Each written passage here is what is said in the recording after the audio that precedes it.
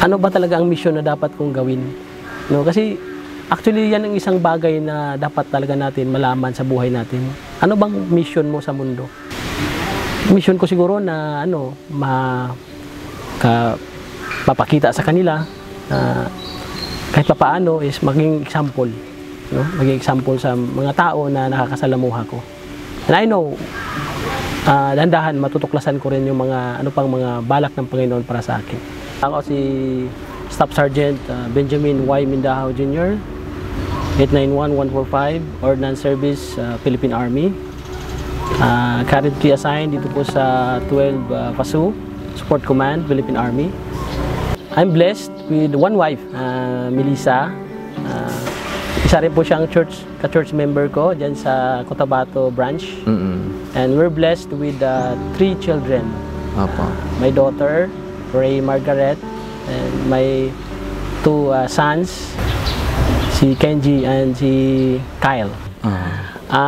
Dumating kasi sa point ng buhay ko, after I serve my mission, talagang hirap na hirap yung naging sitwasyon ng pagdating ko dun sa bahay ba. Kasi kung hindi kayo nakakaalam, yung lugar namin, yung Southern Leyte, mahirap din ang pamumuhay doon ng mga tao. Walang talagang mga infrastructure doon na pwedeng pagpasukan. No? Mostly ang mga tao doon is pupunta sa ibang lugar para makapaghagilap ng trabaho. Siguro, nasa dugo rin po namin na talagang naglilingkod din sa bilang mga sundalo. And I decided na ito kami kasi family rin kami ng mga servicemen din, mga sundalo rin po. My grandparents, yung lolo ko, isa po siyang World War II veterans. And yung mga tito ko, nag-serve din po sila as serviceman, sa Philippine Army. In that time, after nakapag-serve ako is, I decided na mag-apply. Sinabihan ko yung tito ko na gusto kong magsundalo. At napunta nga rin ako dito. Nag-apply rin ako ng mga iba-ibang unit. Nag-apply ako sa 8th Infantry Division sa Samar. So hindi ako pinala doon, hindi ako nakapasok sa Samar. So I was endorsed doon sa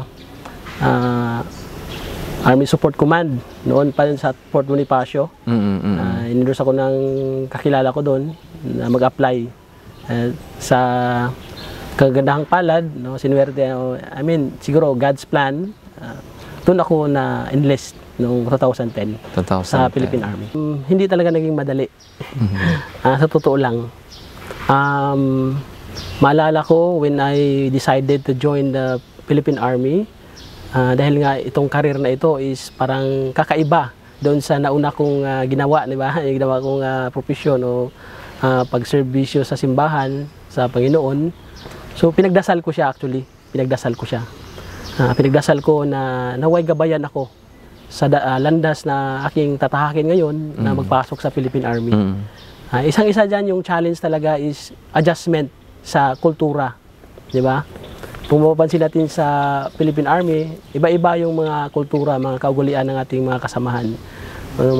Nandun na rin yung mga pressure kasi alam naman natin na sa Philippine Army, so nandun yung mga iba't ibang mga tao, mga iba't ibang mga ginagawa nila, which is sometimes taliwas doon sa pinaniniwalaan.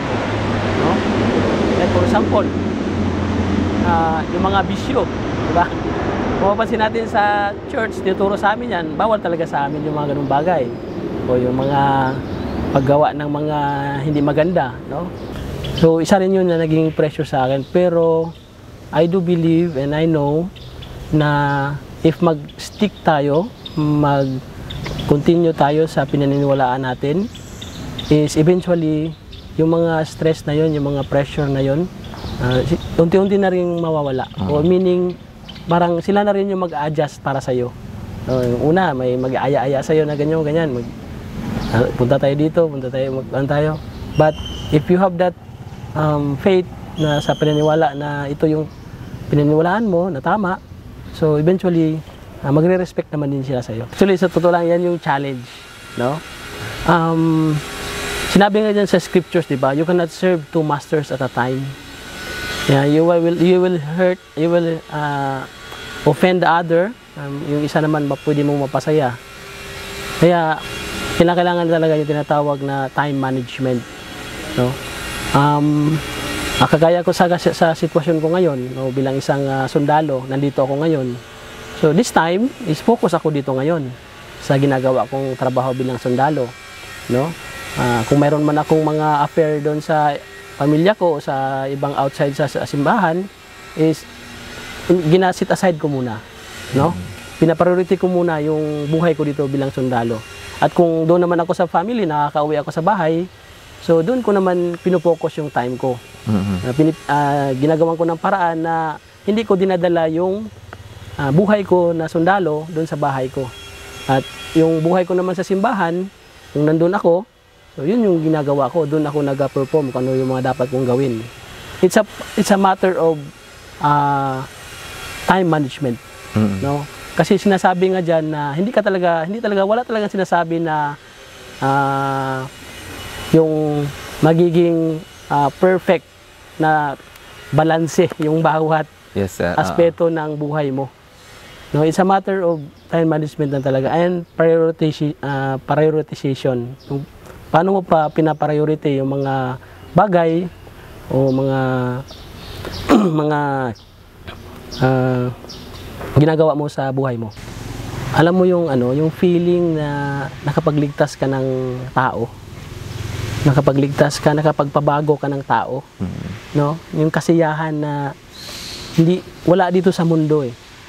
It's a feeling beyond sa nararamdaman ng mga ibang bagay. Yung eternal joy na sinasabi. Kasi bilang isang misyonaryo, na experience ko talaga doon, kasi ang trabaho namin doon is maghanap ng mga tao, no? To share the gospel of Jesus Christ. And hopefully that gospel of Jesus Christ will help them sa buhay nila para ma-change yung way of life nila, no? Yung course of life nila na sa tingin nila is magulo, yung wala na silang pupuntahan, lugmok sila sa kahirapan, lugmok sila sa mga bisyo, and suddenly in a snap dahil sa gospel of Jesus Christ na bago sila. Yun yung feeling na hindi ko talaga makalimutan. May mga ma-encounter ka doon ng mga tao na talagang wala na. Marami silang mga bisyo, pariwara sila sa komunidad. And yun yung time na tinuruan namin sila, na nakinig sila, nabago yung buhay nila.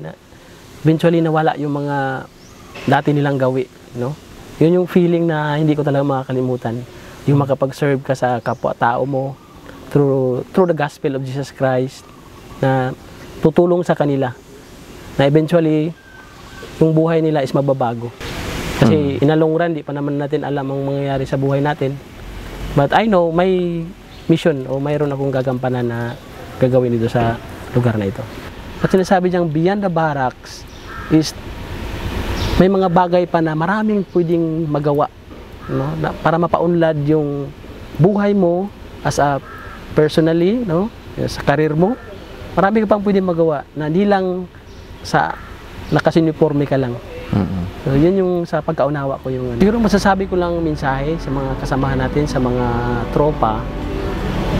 Unang-una talaga is dapat kilalanin natin yung sarili natin. Alamin natin kung ano ba talaga yung gusto natin. Ano ba yung mga kakayahan na meron tayo. Na yung mga talents natin, ano bang meron tayo. Kasi I do believe naman na hindi lang sa kagaya ko na ginagawa ko is makapag-contribute tayo, makapaggawa tayo ng mga makapa-improve sa atin. Marami tayong pwedeng magawa.